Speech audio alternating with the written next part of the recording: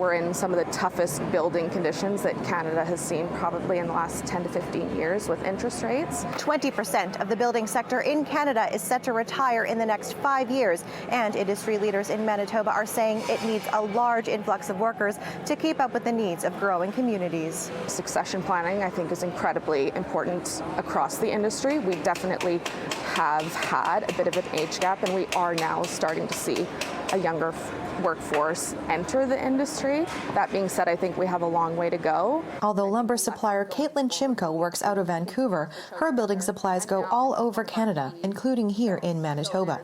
With a workforce that will quickly dwindle due to people retiring, she says it's important to get more faces in the lumber industry as Canada continues to grow. And you're looking at it right now, lumber goes into every single home, office, grocery store, hospital. It's literally everywhere.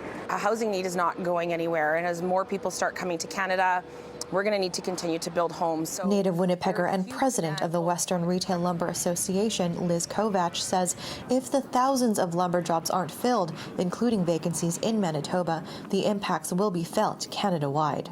It's going to actually impact inflation, because when you can't get materials to where they need to be, it creates a bit of a backlog. And we need to be able to build communities, we need to be able to serve people and give good customer service.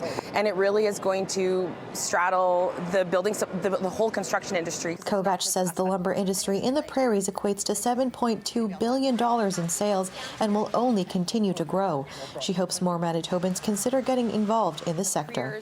If someone is looking for finance, HR, they want to do customer service, if they're interested in sales, regardless of what you're looking to do, there's literally a place here for everyone. It's just that relationship building that I just love. I love getting to know my customers and dealing with their projects and partnering with them. Joel Hartung, who owns the Lumber Zone in Manitoba, says he had an interesting start to his career. My father-in-law told me I wasn't allowed to marry my wife until I was working full-time. I had to quit school.